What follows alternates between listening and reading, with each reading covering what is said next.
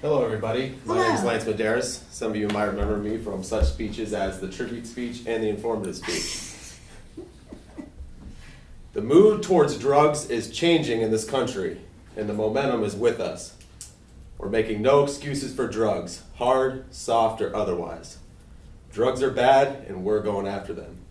As I've said before, we're taking down the surrender flag and run up the battle flag, and we're going to win this war on drugs. That quote was by the 40th President of the United States, Ronald Reagan. He spoke these very words during a radio address to the country on the federal drug policy on October 2nd, 1982. This also started Nancy Reagan's Just Say No policy, the war on drugs. So from what I understand, the war on drugs was intended to stop people from getting high, but as we all know, that doesn't necessarily work. Well, the idea and the intentions are in the right place, but according to my survey, 70% of you said the war on drugs is not working, and 30% of you thought it's just working a little. So to top it off, the same number of people thought it wasn't even a worthwhile cause. According to the National Institute of Drug Abuse, in a survey that was taken in 2013, 24.6 million Americans, that's 9.4% of the population, had used an illicit drug in the last month. That's up from 8.3% in 2002. Today we're going to talk about what the war on drugs exactly is, how did it start, how much money is the U.S. government pumping into the war on drugs, what other countries are doing about the war on drugs, and who specifically the war on drugs should be targeting. So just so we're on the same page, I'm going to give you guys a little brief history of the war on drugs. So according to the 22% of you that took my survey, you have no idea what it is. 66% have an idea of what it is. So according to Wikipedia.com, their page War on Drugs, last updated of this month, the war on drugs is a general term that's applied. It started with Richard Nixon in 1969 when he wanted to start this war on drugs, declare a war on drugs. It was originally directed toward eradication, addiction, which is prohibition, and incarceration. 2 years later, he wrote a letter to Congress declaring drugs public enemy number one. The message to Congress included text about devoting more federal resources to prevention of new addicts, recovery of new addicts, and helping people who are addicted. He also coined the term war on drugs at this time. The media ran with the term war on drugs, and they kind of left the whole meaning of why there was a war on drugs to begin with in the past.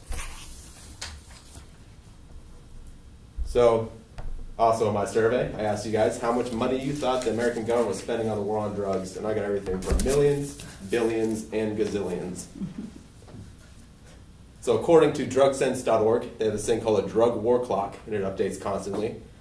So far this year, the U.S. government has spent over $11 billion on the war on drugs. So that kind of stuff is funding, like finding drug dealers, police agencies, all that kind of stuff that goes with it.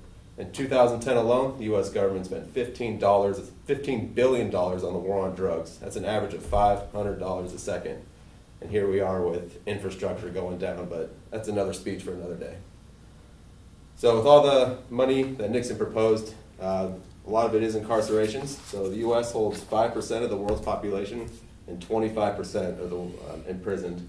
And a lot of prisons don't offer like rehabilitation services, but again, that's another speech for another day. So now you can see that the problem we have in this country with the war on drugs is so big, it's hard to comprehend how much money that is, those billions and billions of dollars. So what are other countries doing about it? Portugal in 2001 decriminalized drugs. So what does that mean? Having the drugs is still illegal. You can't just walk down the street with a brick of heroin in your hands, as fun as that would be to some of you.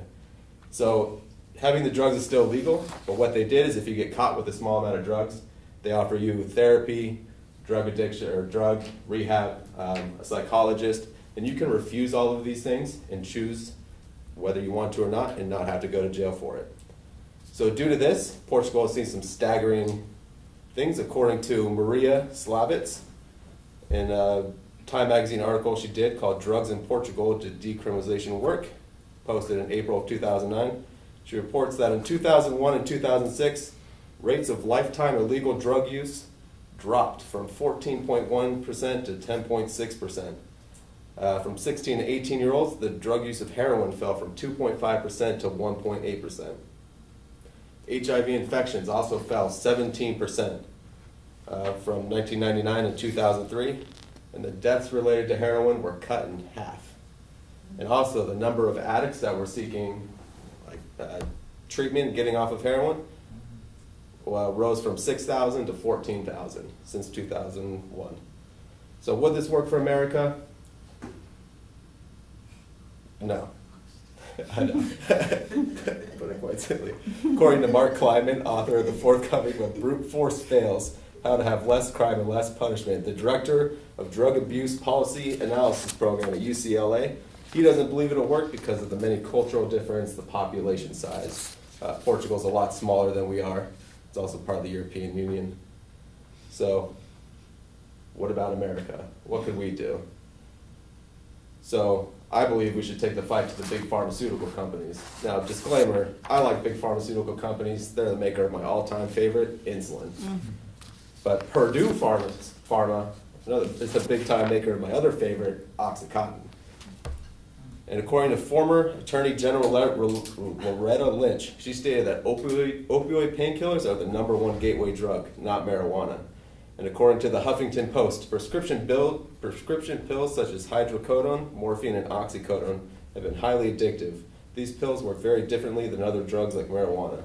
Prescription pills are legal, easier to find, and have different effect. Smoking marijuana creates a high, feeling of euphoria, versus prescription painkillers that are only created to temporarily remove the feeling of pain and sedate the user. When the legal supply is cut off, prescription drug abusers turn to illegal drugs, make markets looking for that same sedation. Even at this point, prescription drug abusers skip over marijuana for hard opioids such as heroin. So why Big Pharma? If they're making these legally, isn't it our responsibility to make sure that we're taking them appropriately? Well, according to the Daily Caller, in an article called Big Pharma Spends Millions Lobbying While America Struggles with Opioid Epidemic, written by Eric Lieberman, written in September of 2016, he stated that from 2006 to 2015, big pharmaceutical companies spent $880 million in lobbying and in campaign contributions to keep things the way they are. They don't want laws against opioid prevention. They want to keep writing the prescription and getting them out there as much as they can. And why is this important? In 2010, doctors wrote 254 million prescriptions for opioid painkillers, and big pharmaceutical companies raked in over $11 billion in profits. So they're making as much money as the government is trying to stop them, and they're putting money in to keep the problem going. So with all this, it seems like the cause is hopeless, but there is hope on the horizon. In 2015, Kentucky passed the Kentucky Heroin Bill, which calls for stricter sentences on heroin dealers as well as treatment for opioids for addicts.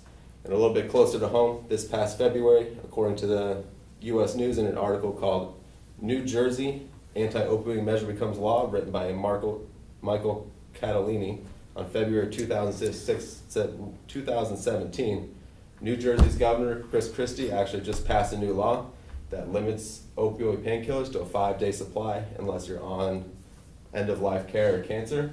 This is great because it also added treatment for addicts, and it makes a mandate that state insurance has to pay for in-care and outpatient rehabilitation programs. And so this is also important because last year alone, 1,600 people died in New Jersey from new opioid overdoses last year. That's an average of 4 to 5 people a day dying from opioid pain pills. And it's and right now, 2.1 million people in America are dying from pain overdoses. So in conclusion, we've learned about what the war on drugs is, what other countries in Portugal are doing about it, and who the big contributors are to pharmaceutical companies. And so I'll leave you with this final thought.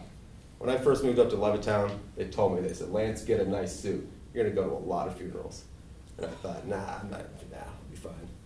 Well, I do have some nice clothes, and I've been to more funerals than weddings. So these companies that are out here pushing these drugs, just willy-nilly giving them to people, it's a big problem. It needs to stop. That's it.